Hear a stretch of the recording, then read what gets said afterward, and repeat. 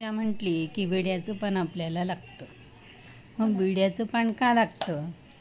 तर विड्याच्या पानाचं महत्त्व बघूया. विड्याच्या पानातील देवतांचा वास, तांबूल, अर्पणाचे शास्त्रीय मंत्र, नियम व काळजी हे सर्व एका ठिकाणी सुंदररित्या संकलित केले आहे.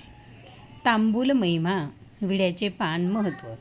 विड्याचे पान हे मंगल, शुद्धता व समृद्धीचे प्रतीक आहे. प्रत्येक धार्मिक विधी, विवाह संस्कार व पाहुणचारात विड्याचे पान अनिवार्य आहे. आयुर्वेदात पानाला पचनशक्ती वाढविणारे, तोंड सुगंधी ठेवणारे व जंतुनाशक गुण आहेत. पूजेत देवाला, पितरांना व पाहुण्यांना तांबूल अर्पण करणे म्हणजे पूर्ण आदर व समर्पण. विड्याच्या पानातील देवतांचा वास. पानाच्या टोकात श्री लक्ष्मी देवी असते. पानाच्या उजव्या बाजूस ब्रह्मदेव असतात. मधोमध सरस्वती असते. डाव्या बाजूस पार्वती देवी असते. लहान देठात महाविष्णू असतात. मागील बाजूस चंद्रदेव असतात. सर्व कोपऱ्यात परमेश्वर. पानाखाली मृत्यूदेवता असते. म्हणूनच तांबूल सेवन करताना बुडाचा भाग काढून मग सेवन करावा. देठात अहंकार, देवता व दारिद्र्य लक्ष्मी असते. म्हणूनच पान सेवन करताना देठ काढून देतात. मध्यभागानंतर मध्यम. त्यामुळे विड्याच्या पानात अनेक देवतांचा वास असल्यामुळे तांबूलाला अत्यंत धार्मिक व आध्यात्मिक महत्त्व प्राप्त आहे. तांबूल अर्पणाचे मंत्र. विड्याचे पान अर्पण. ओम सुमुखम समर्पयामी. ओम सौभाग्यम समर्पयामी.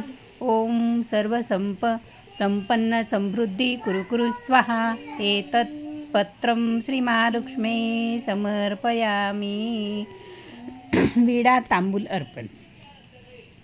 श्री विनायक विंड देवदेवताभ्यो नमो नमः समर्पयामी किंवा विनायक विंडम समर्पयामी. पाहुण्यांना तांबूल देताना पत्रम सुपारीं च ददामि भक्त्या भवन्तु सर्वमंगलम आयुष्यवृद्धिता. पितृकार्यात तांबूल अर्पण. इदं पत्रं सुपारीयुक्तं पितृभ्यं समर्पयामी. तांबूल अर्पणाची दिशा व पद्धत. देवास नैवेद्य दाखवताना पानाचे टोक पूर्व वा उत्तर दिशेस ठेवावे. कोणाकडे तांबूल दिल्यास तो देवापुढे ठेवून नमस्कार करून मगच उपभोगावा. विशेषतः नियम व काळजी. मंगळवार व शुक्रवार विड्याची पाने घराबाहेर जाऊ देऊ नयेत. हिरवीगार, हस्ताकार आणि कोवळी पाने नैवेद्यास ठेवावी. तांबूल सेवन करताना देठ व बुडाचा भाग काढूनच सेवन करावा. निष्कर्ष. तांबूल म्हणजे देवतांचा वास असलेले पवित्र अर्पण. देव, पितर, पाहुणे यांना तांबूल अर्पण करणे म्हणजे मंगल, समृद्धी, सौभाग्य आणि आशीर्वादाची कामना.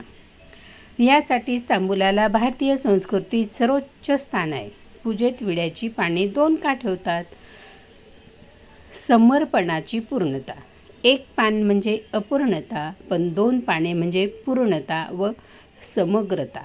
म्हणूनच देवास अर्पण करताना नेहमी 2 पाने ठेवून समर्पण दर्शविले जाते. 2 महत्त्वाचे घटक, पान व सुपारी. तांबूलात नेहमी पान अधिक सुपारी असा जोड असतो. म्हणूनच पानही नेहमी जोडीनं 2 ठेवले जाते. स्त्री पुरुष तत्व, शिवशक्ती. 2 पाने ठेवणे म्हणजे स्त्री पुरुष तत्वांचे एकत्व. शिवशक्ती, विष्णू व लक्ष्मी, ब्रह्मा व सरस्वती या दैवी युगांचे प्रतीक.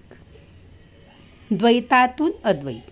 2 पाने ठेवून आपण सांगतो की द्वैतम, भक्त भगवंत शेवटी अद्वैतात एकात्मतेत विलीन होते. शास्त्रीय नियमात. धर्मशास्त्रानुसार देवाला अर्पण करताना नेहमी जोडीने वस्तू ठेवाव्यात. एकटं पान अर्पण करणं हे अपूर्ण मानलं जातं. पूजेत विड्याची पाने कशी ठेवावीत?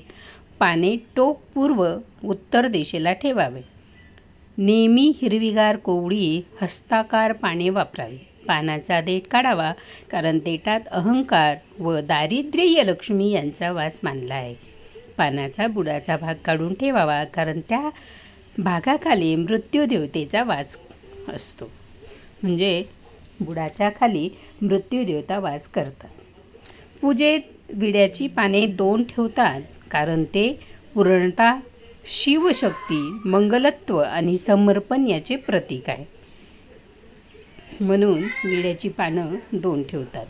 विड्याच्या पानाचा उपयोग आणि विड्याची पानाचं महत्त्व हे आपण बघितलं. प्रमिला छंद, प्रमिला ब्राह्मणकर.